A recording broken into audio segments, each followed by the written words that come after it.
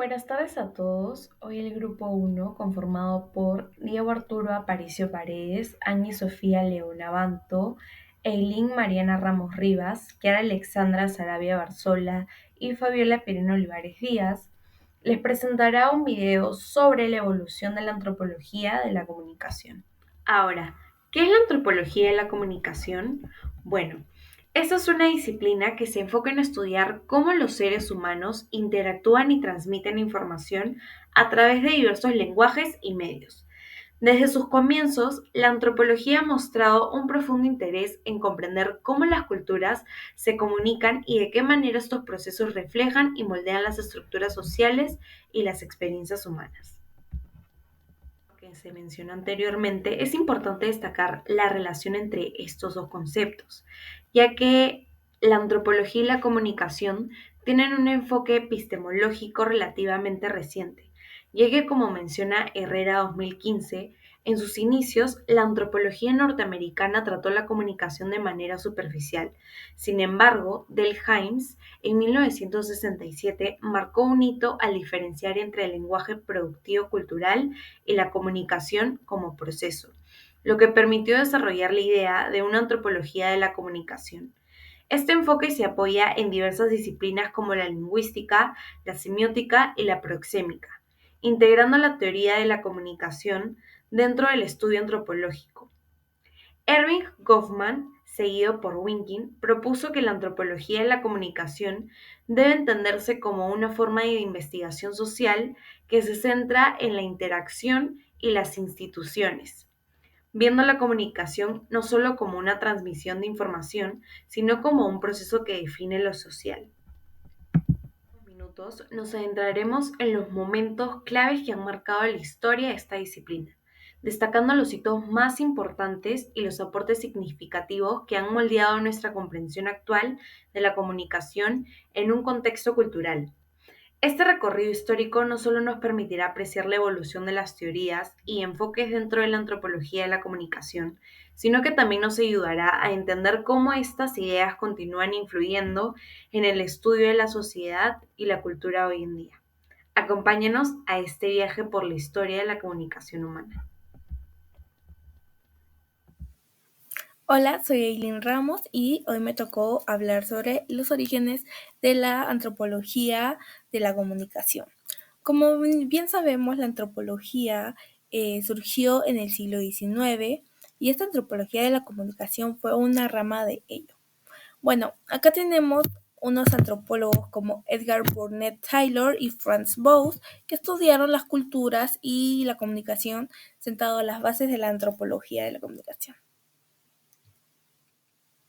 Ahora tenemos lo que es el comienzo del estudio de las sociedades.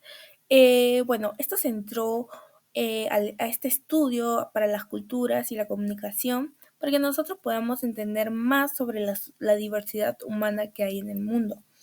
Bueno, estos antropólogos, como verán, estudiaron la lengua, símbolos, rituales y prácticas comunicativas en diferentes sociedades.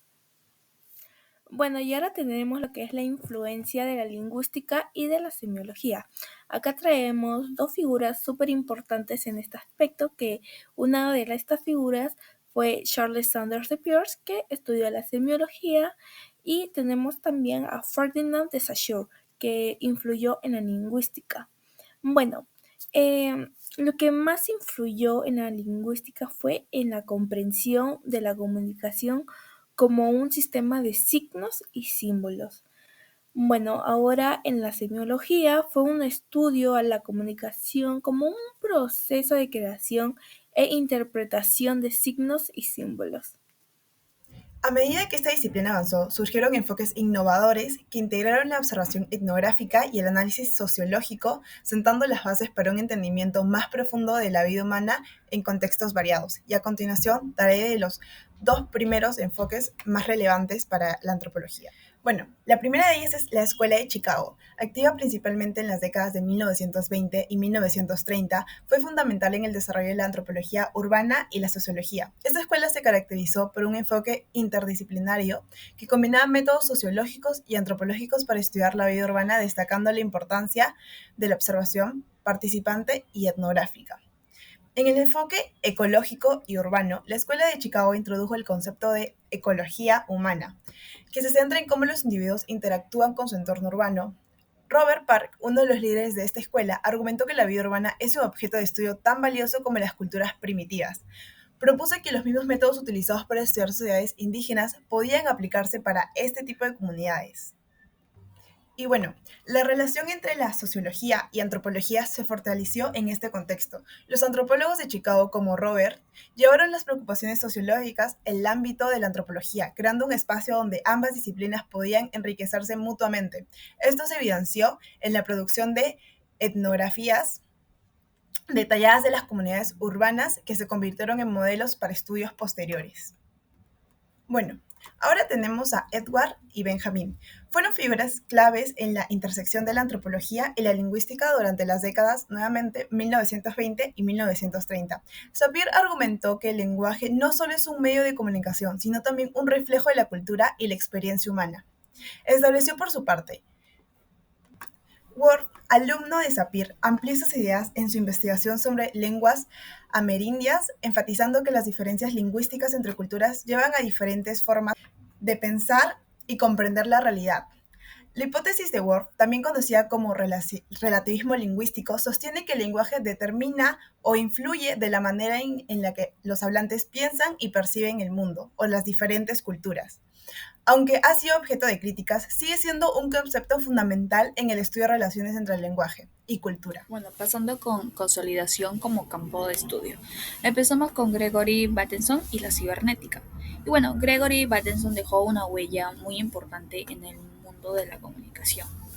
Eh, y aparte de eso, los sistemas cibernéticos durante los años 40 y 50. Su trabajo en ese tiempo estuvo muy influenciado por su participación en las conferencias MASI, que eran reuniones de expertos de diferentes campos como matemáticos, psicólogos, ingenieros y antropólogos, que justamente Gregory Bateson es un antropólogo. Eh, bueno, esas conferencias fueron clave para el desarrollo de la cibernética, una teoría que trata sobre cómo se controlan y comunican los sistemas, ya sean máquinas o seres vivos.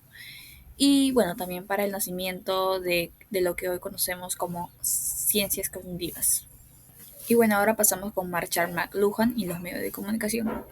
En el libro de Marshall, llamado Understanding Media, The Extension of Man, ¿qué nos dice este libro? Nos dice que los medios de comunicación no solo transmiten información, sino que también cambian cómo vemos y entendemos el mundo.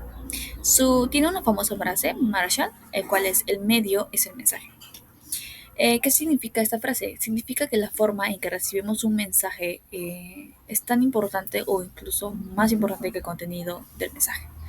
McLuhan también habla de los medios calientes, como la radio, que te da mucha información y no necesitas hacer tanto esfuerzo. Y los medios fríos, como la televisión, que te obligan a participar más.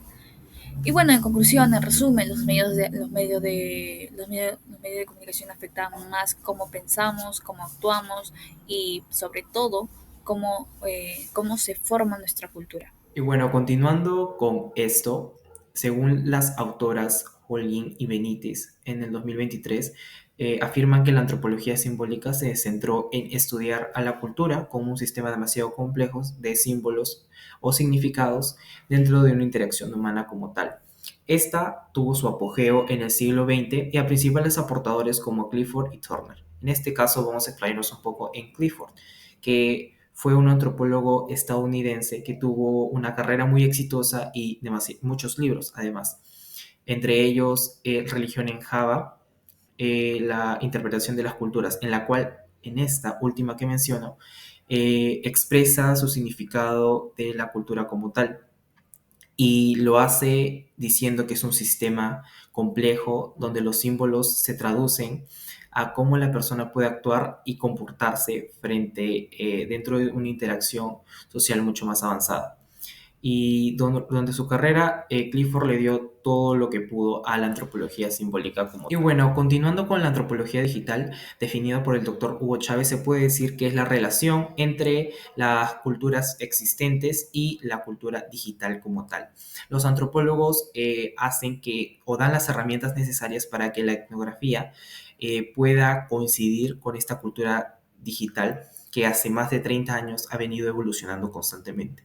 Es por ello que siempre se debe hacer un sondeo exhaustivo para que estos dos mundos puedan conectarse correctamente y no afectar a la interacción de las personas o el entorno humano como tal.